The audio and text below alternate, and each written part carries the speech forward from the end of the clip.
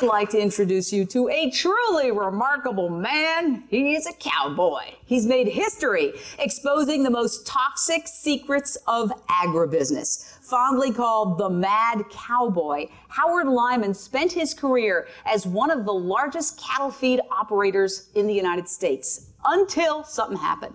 And that was a battle with cancer. And it turned him into one of the most vocal vegan activists the world has ever seen. He became world famous after an appearance on Oprah. You probably remember it. It rattled meat markets around the world. And he is going to tell us all about that. Howard, come on and talk to us, because you're the man. You're the man who got me to go vegan. I interviewed you 10 years ago, and you asked me if I was a vegan, and I said I'm just a vegetarian. You said liquid meat, and I never touched dairy from that moment on. Thank you very much, Jane. We're here today. We're approaching the cliff at 200 miles an hour. The politicians and the bureaucrats are talking about not to worry. They're going to give the best care possible to those that survive at the bottom of the cliff. I'm a fourth-generation farmer, rancher, feedlot operator. I travel around the world and I talk to people about the proper amount of animal products to have in their diet as being zero. What I want to tell you is that I spent 45 years of my life in production agriculture. What we are doing today in America on our farms and ranches is absolutely, totally non-sustainable. We need to change. I was raised during the Second World War. We had the largest organic dairy farm in the state of Montana. My parents couldn't hire any help, and my mother and father were milking cows. That meant that I was raised by my grandparents. Back then, there was no such thing as swing slides or Lego blocks. My first job, 5 years old, was working in the garden. Birds, trees, and living soil. I thought it was the Garden of Eden. The only thing I ever wanted to be was a farmer. I spent the first 12 years of my life doing nothing but partying and playing football because I knew I was going to be a farmer. But when I went to that farm or that business to be run, I didn't have the tools to run a business. I was dumber than a post. I didn't let that bother me any. I did what most good red-blooded American youth, 12 years of going to school and not learning anything, I immediately went on to the university. I went to the university because I wanted to be an agribusinessman. Now, I couldn't spell it, but I knew that's what I wanted to be. I learned a thing about herbicides, pesticides, hormones, and medication. I soaked it up like a sponge.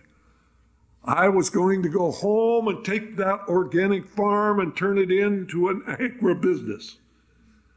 I graduated with a degree in agriculture, and I went home and I said to my father, I said, move over, Pop. I'm going to take this one-horse business and I'm going to turn it into an agribusiness. And he said, what in the world is that? And I said to him, didn't you ever hear about better living through chemistry? He said, no, our job is to work with nature. I said, that's old-fashioned. Our job is to feed a hungry world. I never met a chemical that I didn't like. Herbicides, pesticides, hormones, and medication. I took that one-horse farm, and over a period of years, I turned it into an operation where I had 7,000 head of cattle. I can't tell you what a thrill it was the first time I wrote a check for $1 million, and it didn't bounce. And I thought, man, I have arrived. I'm the Donald Trump of agriculture. But just when I was on top of the world, I got a wake-up call. I ended up paralyzed from the waist down. I had a tumor on my spinal cord, and the doctor told me, he said, if that tumor is on the inside of the cord, you have less than 1 chance in 1,000,000 you will ever walk again. Here I am, waiting for an operation. A lot of things going through my mind. It was not about owning 7 combines at $100,000 apiece, or 20 tractors or 30 trucks. What was going through my mind is why I became a farmer. Birds, trees, and living soil. I saw the birds die, the trees die. I saw the soil change. And it was not until I was paralyzed I was willing to admit I was the problem, not the solution. They operated on me for 12 hours. Cut the bone off of the back of my spinal column. Sure enough, the tumor was on the inside of the cord. They split the covering on the cord. Not only was it on the inside, it was under the cord. They could not lift the cord up to get to the tumor. All they could do was pick a nerve, cut it. They took out a tumor the size of my thumb.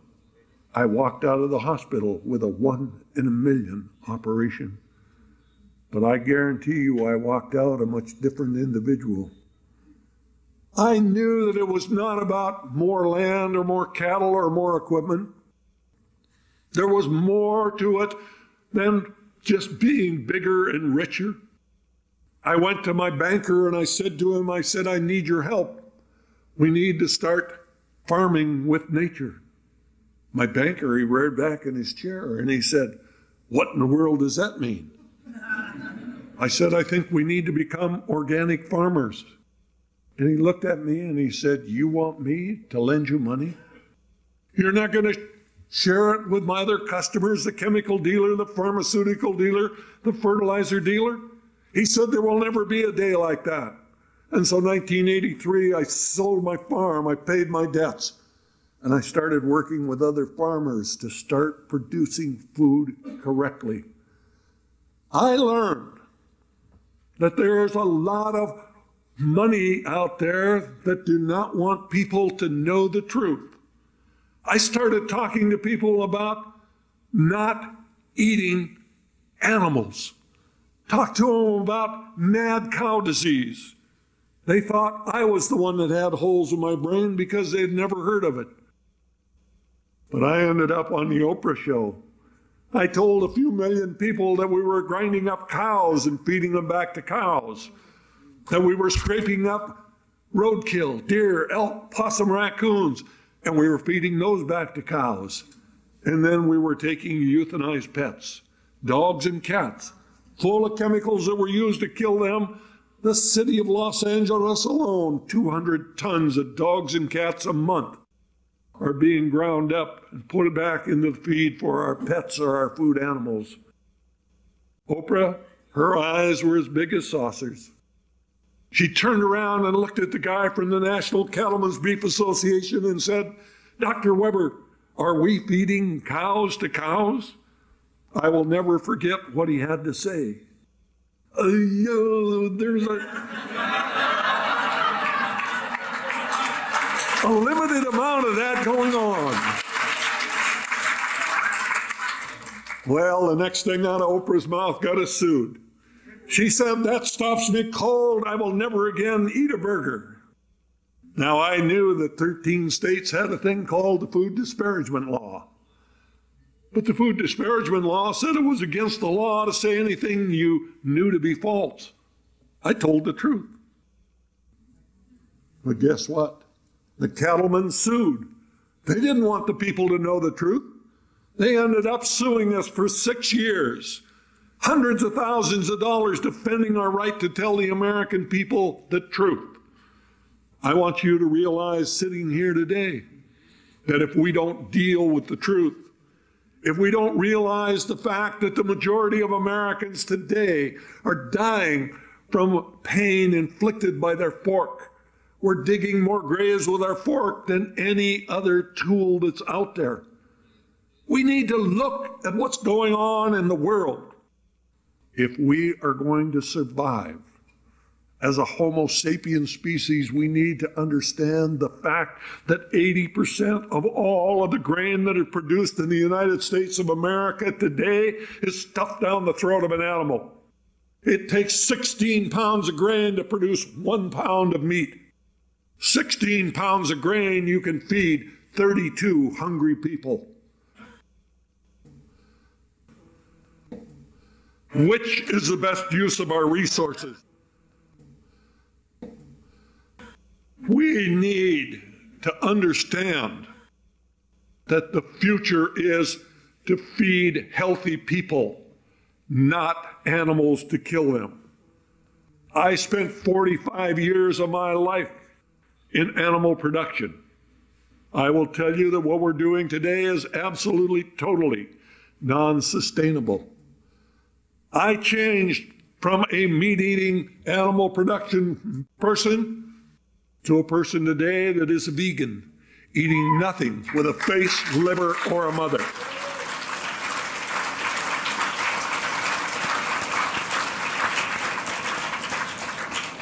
I changed my diet for my health. I do what I do today as a hardcore vegan for the love of the animals. I know that no animal has to die for me to live.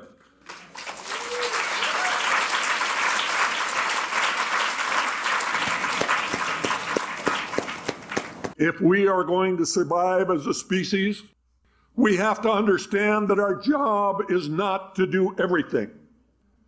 Our job is to do everything that we can do. And I charge you today with a very simple, straightforward charge.